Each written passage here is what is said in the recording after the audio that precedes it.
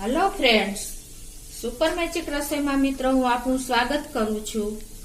આજે હું સાકરમાં સુખડી આપણી સાથે શેર કરી રહી છું મિત્રો। તો તમને ચોક્કસ મારો વિડીયો ગમશે, ગમે તો લાઈક કરજો, શેર કરજો અને સબસ્ક્રાઇબ કરવાનું તો ભૂલતા જ નહીં। મિત્રો આપણે ગોળમાં તો સુખડી બહુ ખાધી હશે, પણ આજે હું તમને અલગ જ ફ્લેવરમાં અને સાકરમાં સુખડી બનાવીને તમને શેર કરું છું। તો આ સુખડી એકદમ સોફ્ટ, દાણેદાર, મોઢામાં જાતા જ મેલ્ટ થઈ જાય એવી અને નવી ફ્લેવર સાથે સરળ અને ઝડપથી ચાસણી કર્યા વગર કે પાયો લીધા વગર આ સુખડી બને છે મિત્રો।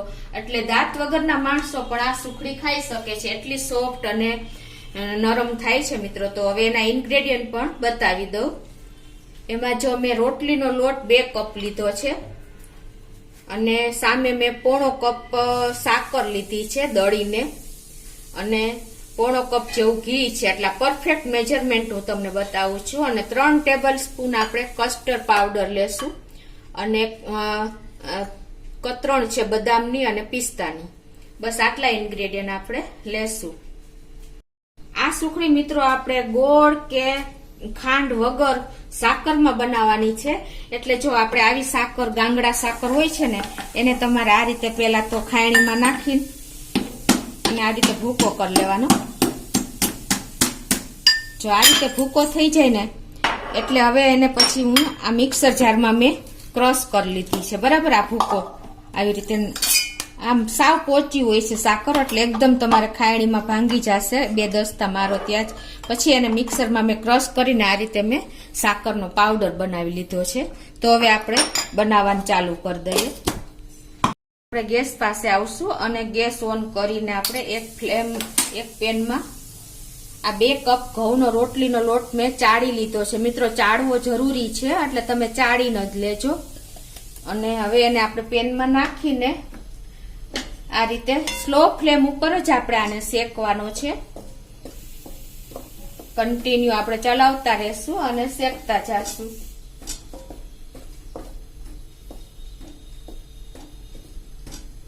હલકો બ્રાઉન કલર થાય, લાઈટ સેજ એનો કલર ચેન્જ થાય ને ત્યાં સુધી આપણે સ્લો ફ્લેમ ઉપર શેકતા રહેશું। તો જો આપણો લોટ લો ફ્લેમ ઉપર જ, એકદમ સ્લો ફ્લેમ ઉપર જ હલકો બ્રાઉન કલર થઈ ગયો છે। આપણે ગેસની ફ્લેમ બંધ કરી દેશું અને આને આપણે ઠંડો કરવા માટે એક બાઉલમાં લઈ લેશું।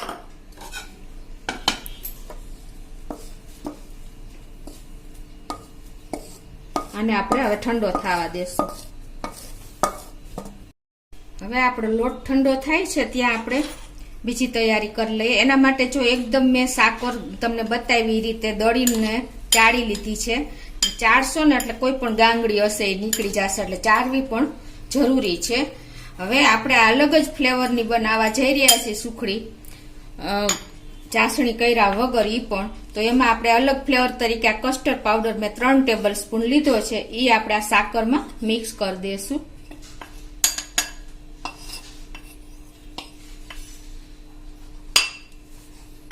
અને આને આપણે સરસ મિક્સ હલાવીને મિક્સ કરી લેશું।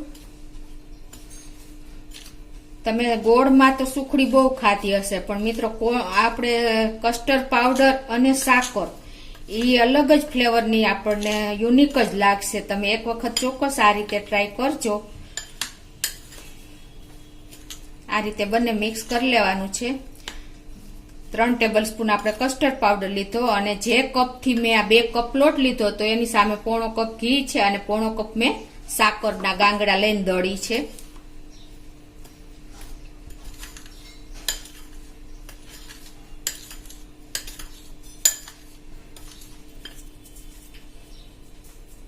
તો આ જો સરસ આપણે મિક્સ થઈ ગયું છે। હવે આપણે ગેસ પાસે આવશું। તો આપણે આ ગેસ ઓન કરીને એમાં જે આપણે પોણો કપ ઘી લીધું છે એ ઘી ગરમ કરી લેશું।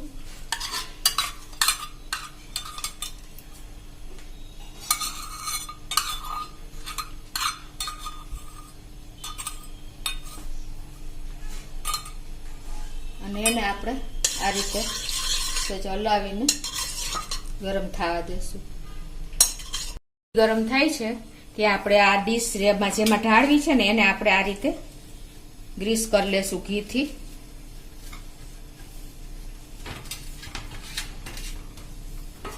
હવે આપણી થાળી પણ ગ્રીસ થઈ ગઈ છે અને આપણું ઘી પણ ગરમ થઈ ગયું છે. તો હવે આપણે આ જે સાકરનો પાવડર અને કસ્ટર્ડ પાવડર એ મિક્સ કર્યું છે એ આપણે આમાં નાખી દેશું.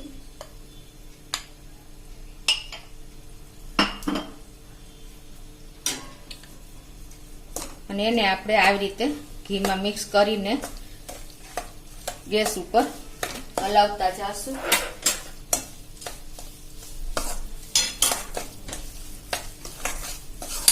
મિત્રો આ સુખડી બાળકોને તો બહુ જ ભાવશે. તમે ઓલી સુખડી બાળકો જલ્દી નથી ખાતા અને જે દાંત નથી એ લોકોને પણ જો મોઢામાં મૂકતા જ મેલ્ટ થઈ જાય એવી સુખડી આપણે આ બને છે. અને આ સુખડી આપણે સાકરનો ઉપયોગ કર્યો છે એટલે સાકરનો ગુણ તાસીર એકદમ ઠંડી હોય છે. એટલે તમે ગરમીના દિવસોમાં જો આ સુખડી બનાવશો ને તો આપણને જરાય પણ આમ અહેસાસ નહીં થાય, ગરમી નહીં લાગે.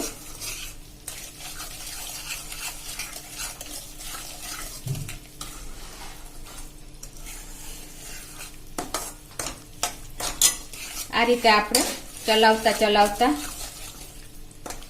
બબલ્સ આવે ને ત્યાં સુધી આપણે આને મિક્સ કરવાની છે. એટલે એકદમ ફ્લફી થઈ જાય અને ઉપર બબલ્સ આવીને આપણું આ મિશ્રણ એકદમ લાઇટ થઈ જાય ત્યાં સુધી આપણે આને ગેસ ઉપર હલાવશું.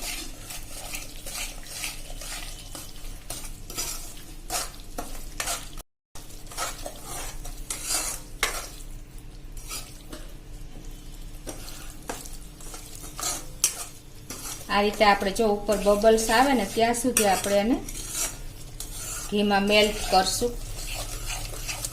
પરફેક્ટ મેજરમેન્ટ જ તમે રાખજો મિત્રો.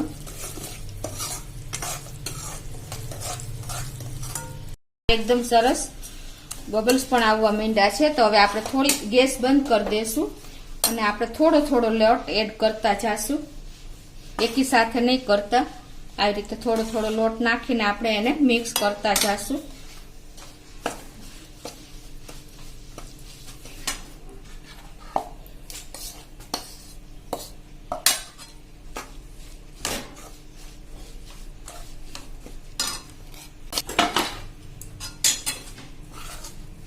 તમને એમ લાગશે મિત્રો કે આમાં ઘી ઓછું થયું છે, પણ બિલકુલ ઘી ઓછું નહીં થાય. આવી રીતે આપણે મિક્સ કરતું જવાનું છે કેમ કે આપણું મિશ્રણ પણ ગરમ છે અને લોટ આપણે ઠંડો છે. એટલે એકદમ તમે થોડીક વાર આ રીતે મિક્સ કરશો ને એટલે બધું સરસ મિક્સ થઈ જશે. હવે આપણે નીચે લઈ લઈએ.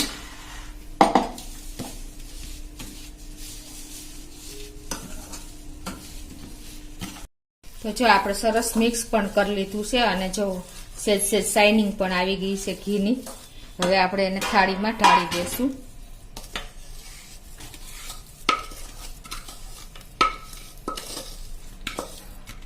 પછી એમાં બદામ અને પિસ્તાની કતરણ આપણે નાખી દેશું. જો આપણે મિત્રો પેલા ઘી ઓછું લાગતું હતું પણ અત્યારે જો ઉપર ફૂટ્યું, શાઇનિંગ આવી ગઈ.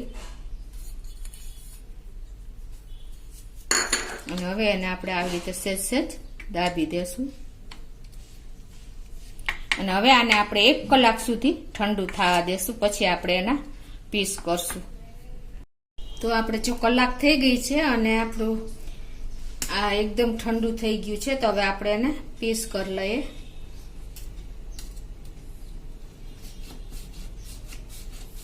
આ રીતે તમને જે શેપમાં ગમે એ શેપમાં તમારે પીસ કરી લેવાના.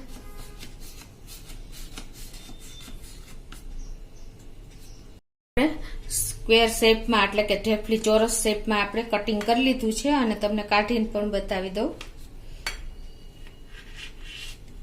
જો મિત્રો એકદમ સરસ આપણી મોંમાં મૂકતા માઉથ મેલ્ટ થઈ જાય એવી આપણે આ પીસ તૈયાર થયા છે. આ રીતે તમારે બધા પીસ ખોલીને હું તમને બતાવી દઉં. જો આપણે આ રીતે બધા પીસ અલગ થઈ જાય છે. તમને મેં જો કાઢીને પણ બતાવી દીધા. જુઓ એટલે તમે આ રીતે ચોક્કસ એક વખત ટ્રાય કરજો, કેમ કે મોઢામાં મૂકતા જ મેલ્ટ થઈ જાય છે, એટલે કે ઓગળી જાય છે. એવી એકદમ સોફ્ટ ડેલિકેટ આપણી ઢેફલી તૈયાર થઈ છે, સાકરની સુખડી. તો તમે ચોક્કસ એક વખત આ રીતે ટ્રાય કરજો. અને તમને મારો વિડીયો ગમે તો લાઈક કરજો, શેર કરજો અને સબસ્ક્રાઇબ કરવાનું તો ભૂલતા જ નહીં.